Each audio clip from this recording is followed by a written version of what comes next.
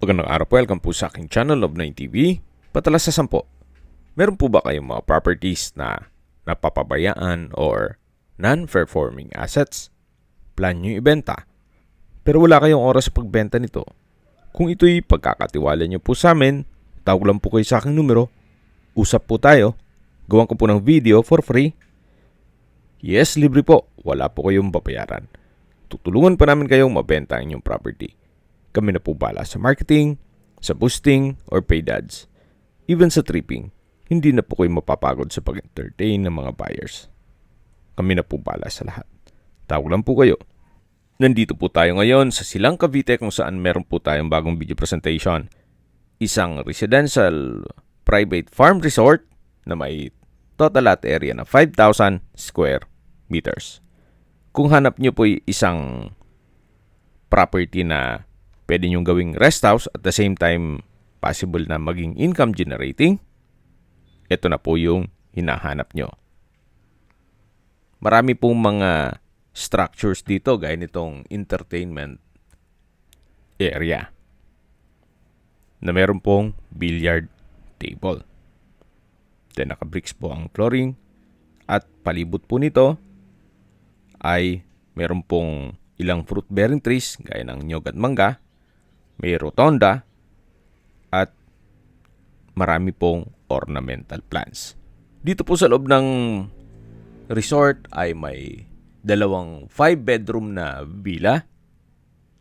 May dormitory villa, multipurpose building, events place,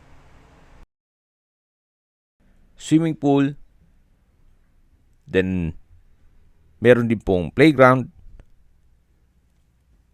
So, develop na po itong area.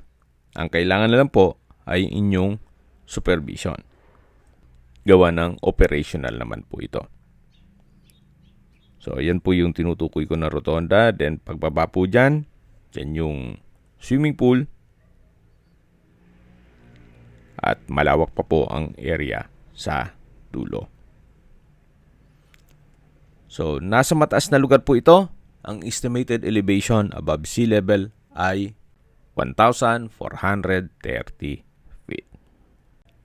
Yan po, tunghayin nyo po itong swimming pool at mamaya ikutan natin yan. Napakatahimik po ng lugar, sariwa ang hangin, at malamig po ang klima.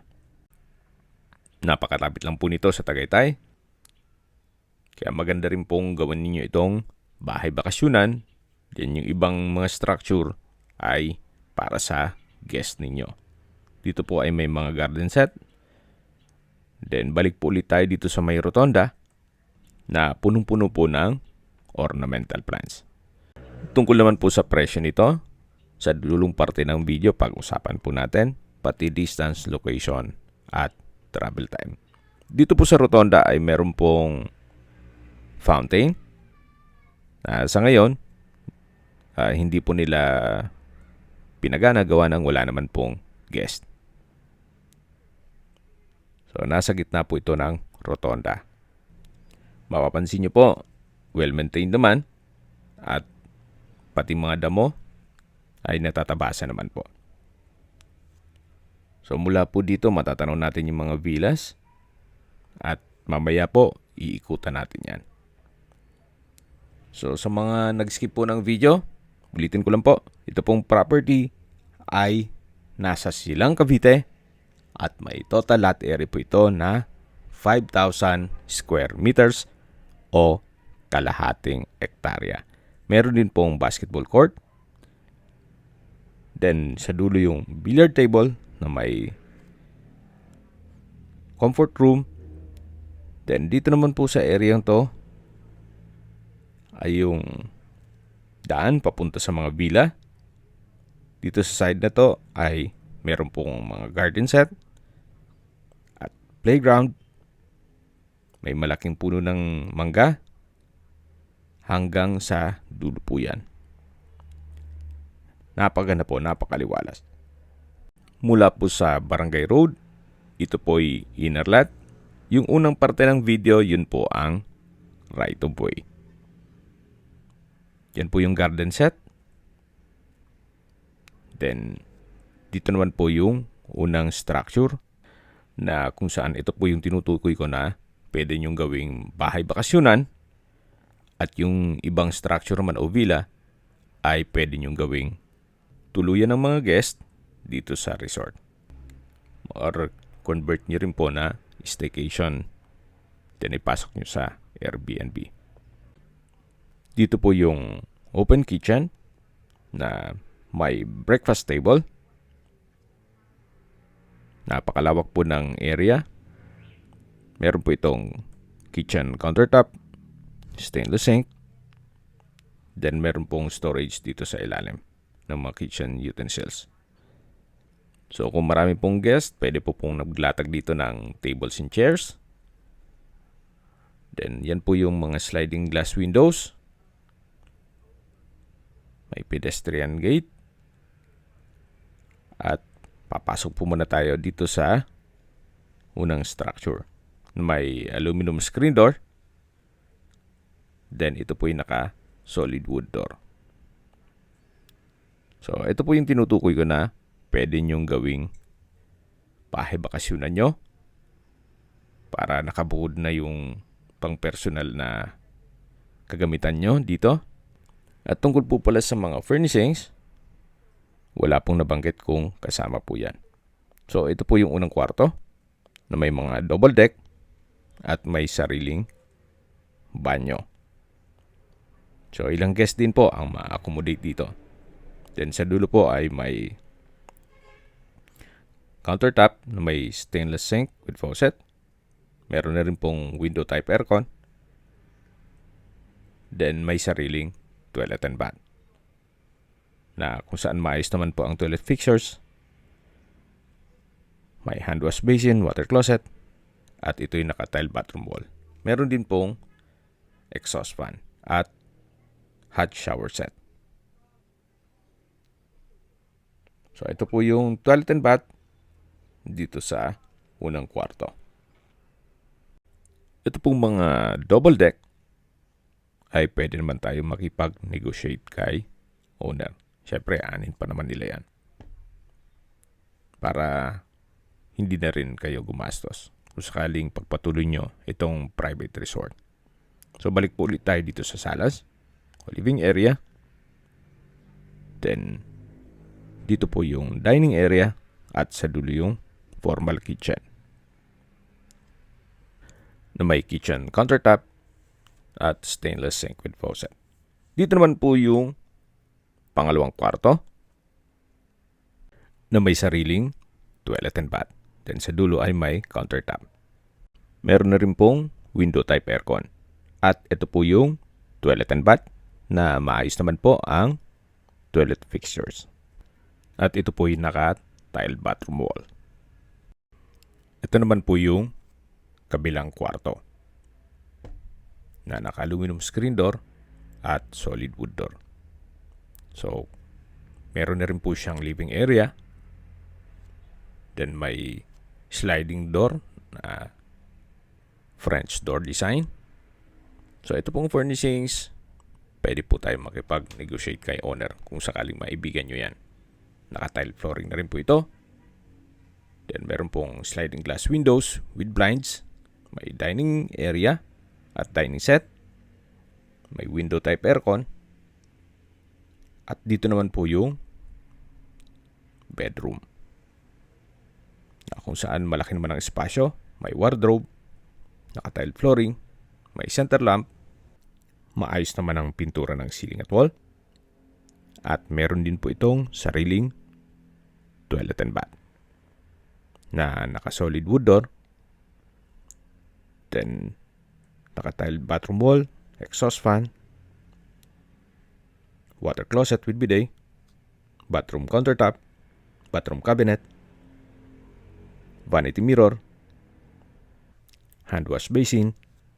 Then, dito naman po yung shower curtain at yung shower area na meron pong hot shower set. So, from floor to ceiling po ang tile bathroom wall. So, ito po yung full bathroom dito sa master's bedroom. At labas po tayo. tunghayin niyo po ulit itong kwarto. At yung mga kagamitan, pwede po tayo makipag-negotiate kay owner. Ito po yung French door design na sliding glass door. Then dito po yung living area. At ito na po yung main door. Paglabas nyo po dito, matatanaw nyo yung rotonda. Then yung ibang structure sa dulo. So may ilang steps ng stairs dito. Dun sa kabila, pwede naman pong maglagay ng wheelchair ramp. Kung sakali man na meron tayong senior citizen o PWD sa pamilya. So ito po yung pangalawang structure o multipurpose hall. Kung may small events, pwede pong ganapin dito. May mga tables and chairs na rin po dito. Actually, yung mga guest pwedeng maging hangout area po ito. Then may countertop at may sariling restroom o washroom. So ito po yung multipurpose hall. At dito naman po yung villa na kung saan meron pong 5 kwarto. Sa harapan po ay may shade ng puno ng mangga. Ang check po natin itong isang kwarto lang naman, gawa ng identical naman po yan hanggang sa dulo. So 5 rooms po yan with toilet and bath at mayroon din po mga aircon. So ito po yung first unit o kwarto na kung saan ito yung naka-solid wood door. Then may 2 double deck. Then may sofa, console table. Then meron pong sariling toilet and bath. Naka-PVC door, may hand wash basin, water closet with bidet, hot shower set, from floor to ceiling ang tile bathroom wall, at may exhaust fan. So halos same design lang po yung mga kwarto. Ito po yung first room at lalabas na po tayo. Ito po yung balkonahe o hallway na meron pong mga wooden hangout chair. So, ito po yung second room. Halos same design or floor plan nung first room na may aircon na rin po. Then, dito naman po yung third room. Then, dito naman po yung fourth room. At sa dulo po ay yung fifth room o pang-5 kwarto. Hanggang dito po ay naka-tile flooring. Mula po dito sa pang-5 kwarto ay matatanaw nyo naman yung rotonda. At yan naman po yung hallway o balkonahe nitong mga kwarto. Labas na po tayo dito at check natin yung ibang parte nitong resort. At matatanaw natin yung 2-story building. Check po natin ito. Dito po sa lower part, ito po ang entrada na may aluminum screen door at solid wood door. Open concept lang po dito. Yan po yung dining area. Then dito po ay may 6 na double deck. Meron pong 2 ceiling fan. Then sa dulo po ay may split type aircon, may TV, may console table, may wooden sofa set. So napakalaki po ng espasyo nito. At dito naman po yung area ng kitchen na may kitchen countertop, kitchen cabinets, at storage ng kitchen utensils. So, meron din rin pong video okay. Then, dito po yung breakfast table na may wall-mounted wooden shelf. At dito naman po yung toilet and bath. Check po natin. Maayos naman po ang toilet fixtures nito. Gaya nitong hand wash basin, water closet, exhaust fan, hot shower set, From floor to ceiling po ang tile bathroom wall. So, iyan po yung formal kitchen. Napakahaba po ng countertop. At dito naman po yung living at dining area. Then sa dulo yung mga double deck. Ito po yung lower part nung 2-story na building. At lalabas na po tayo. So yan po yung 5-bedroom na villa na inikutan natin kanina. At ito po yung rotonda. Sa garahe naman po, napakalawak po ng garahe. Yan, matatanaw niyo yung isang sasakyan dun sa dulo. May ilang sasakyan kakasya po dyan. At ito po yung hagdan naman papunta sa second floor. Ito pong hagdan ay naka-concrete tile staircase at bamboo design na railing. Samahan niyo po ako. Akyat po tayo. So dito naman po sa second floor ay ganun din po ang disenyo nitong railing. Bamboo design. Then ito po yung hallway. Meron din po malaking sliding glass window. Yan po yung bubong nung kabilang parte nitong building na napakaayos pa at matatanaw natin yung swimming pool. Yan yung kabana. At dito naman po yung garahe at yung rotonda. Balik po ulit tayo dito sa hallway para check natin itong second floor. Ito po yung main door na naka-aluminum screen door. Then, pasok po tayo. Naka-solid wood door din po ito. Ito po yung living area. Then, matatanaw natin yung dining area. Bago po tayo pumasok doon, check mo natin itong unang kwarto na naka-solid wood door. Sa spasyo, sakto lang. Hindi naman siya ganun kaliit at hindi naman ganun kalaki. Meron din pong center lamp at pin lamp. Then, meron pong ceiling fan. Naka-tile flooring din po ito at maayos ang pintura ng ceiling at wall. Lipat na po tayo dito sa may dining area na may dining set. Then may customized glass window. May pantry. Then service area. At dito naman po yung kitchen. Na may kitchen countertop, stainless sink with faucet, kitchen drawer and cabinet, at wooden shelf. Meron din po itong sariling toilet and bath. Naka-PVC door. Check natin. So may hand wash basin, vanity mirror, tile bathroom wall, then shower curtain, water closet, then wall-mounted wooden rack, may bidet, hot shower set. So ito po yung toilet and bath dito sa second floor. Ito po yung formal kitchen. At ito po yung living area o salas. Yan po yung main door kung saan tayo pumasok kanina. At ito naman po yung pangalawang kwarto na naka-solid wood door. Actually, malaking kwarto po ito. Nilagyan nila ng partition. Meron pong double deck. At dito naman po sa kabilang side yung main bedroom. Na malaki naman po ang espasyo nito.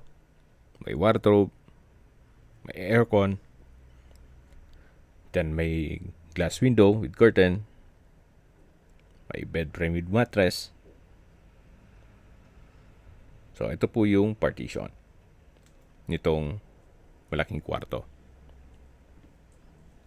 Labas po tayo. So yan po ulit yung living area. Sa dulo yung kitchen at dining. Yan po yung unang kwarto na pinasok natin kanina. Labas na po tayo. Dito po ulit yung balkonahe o terrace. At bababa na po tayo para check natin yung ibang parte nitong resort. Naka-bamboo design na railing. So, ito po yung hagdan. Dito tayo pumanik kanina. Pagbaba po natin, ay matatanaw ulit natin itong rotonda. Then yung villa na kung saan kanina pinunta na natin yan. At lipat na po tayo dito sa kabilang side nitong building na malapit po sa swimming pool. Ito po yung cabana na may dalawang swing. At tabi lang po nito yung multipurpose hall.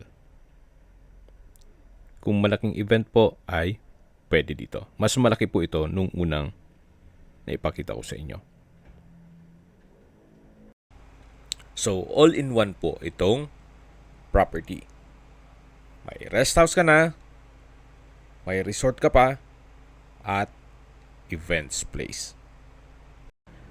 Habang pinagmamasdan niyo po at naglilibot po tayo, recap lang po sa mga nag-skip ng video.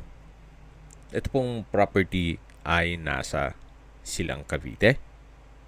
May lot area po ito na 5,000 square meters.